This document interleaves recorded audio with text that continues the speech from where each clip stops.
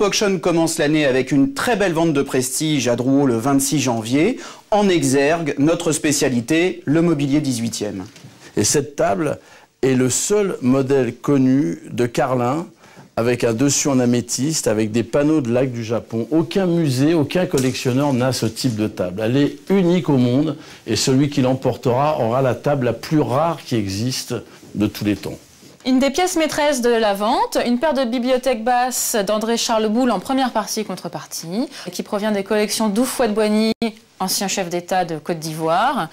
On retrouve un dessin d'André Charles Boulle tout à fait similaire et une paire similaire au Louvre, une paire similaire à la Wallace Collection. C'est vraiment un meuble de grands connaisseurs et de grands raffinements. Donc ce cabinet est exceptionnel. Il est attribué à Pierre Goll, un des ébénistes qui travaillait pour Louis XIV à la Manufacture des Gobelins. Ses œuvres sont rares et en tout point exceptionnelles de par le travail de la marqueterie. Un décor floral et des oiseaux sur la porte centrale.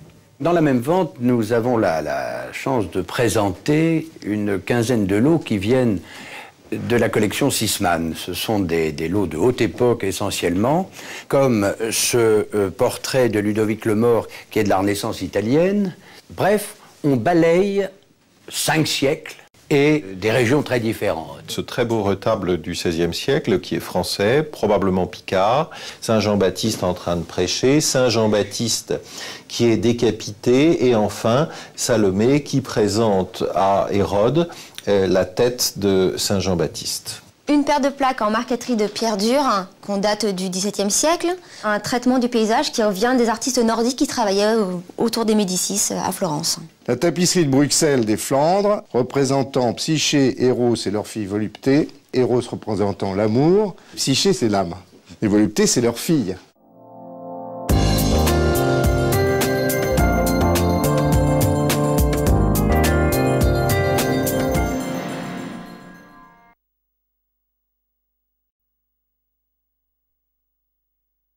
Un an d'activité pour Europe Auction, un très bon démarrage, 10 ventes cataloguées et 12,5 millions d'euros de produits d'adjudication.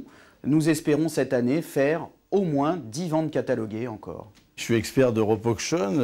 J'ai eu la chance de me voir confier l'année passée des objets absolument extraordinaires. J'ai eu la chance de vendre la paire de cabinets de Levasseur à Genève, qui a le prix le plus important en mobilier 18e, toute maison confondue. Donc commencer par avoir le record, ça m'a stimulé et je vois que les collectionneurs, pour l'année qui vient, me proposent d'autres chefs-d'œuvre. Camille Burgy, racontez-nous vos débuts. Bien, j'ai démarré au Puce, c'était une école merveilleuse. Je suis venu m'installer dans le quartier il y a une trentaine d'années, puis devant Drouot il y a 25 ans. Je fais un petit passage Faubourg Saint-Honoré où j'ai connu de grands clients que je garde comme amis. Je suis, je pense, aujourd'hui installé devant la bourse du marché de l'art, au cœur du marché de l'art. C'est ici que les objets s'échangent. 5000 objets tous les 2 jours changent de main à un juste prix, puisqu'il y a un acheteur et un vendeur. Celui qui veut le reflet exact du marché doit se promener à Drouot, y faire un tour, regarder ce qui s'y vend, ce qui s'y échange. C'est le temple, la Mecque du marché de l'art. Alors, c'est quoi le vrai prix du marché de l'art? Le vrai prix, c'est quand il y a un acheteur et un vendeur à un moment qui se rencontrent grâce à une étude de commissaire-priseur, puisque c'est le système qui fait le plus de transactions. Je pense que même si les caisses de résonance chez les grands marchands, les grandes galeries, nous sont absolument nécessaires, évidemment, le marché a besoin de tout le monde, a besoin des petits marchands, des puces qui donnent le goût à certains acheteurs, des grandes galeries parisiennes ou new-yorkaises ou anglaises, mais la vie, c'est dans les ventes et c'est à Drouot. Le jour où Camille Burgy, antiquaire, devient l'expert d'Europe Auction, il y en a qui disent trahison. Non, parce qu'on est d'un monde où nous vendons des œuvres d'art, nous présentons des œuvres d'art, on essaie d'avoir les plus belles pièces. Je comprends les marchands qui sont étonnés du succès d'Europe Auction et pour les résultats de cette année, mais les biennales sont importantes, oui. Le salon de Bruxelles aussi, les grandes expositions nous sont nécessaires.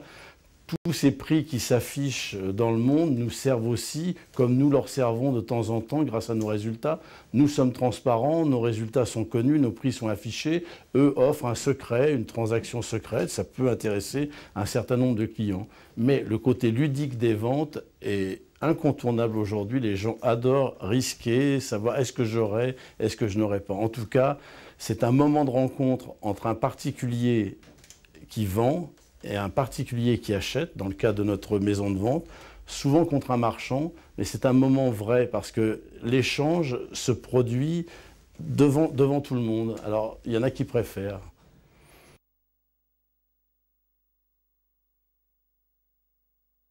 Nous n'avons pas la zone dollar, nous n'avons pas les Américains, nous n'avons plus les Russes. Peut-être que les Chinois vont démarrer. Là, on en a qui se sont inscrits pour cette vente. En tout cas, aujourd'hui, on achète à un prix qui ne peut qu'augmenter parce qu'il n'y a pas de flambée. C'est très raisonnable, c'est très sérieux. Jusqu'à présent, nous avions pensé qu'il y avait tous les 10 ans une envolée des prix dans le 18e. Pourquoi 10 ans?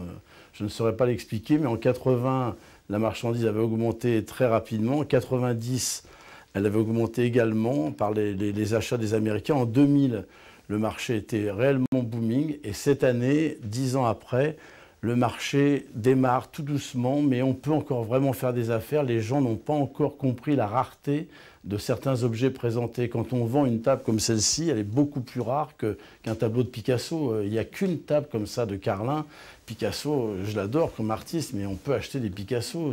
Mais la table de Carlin, on peut faire le tour du monde et revenir avec 1 million d'euros dans sa poche et ne pas avoir trouvé de table de Carlin.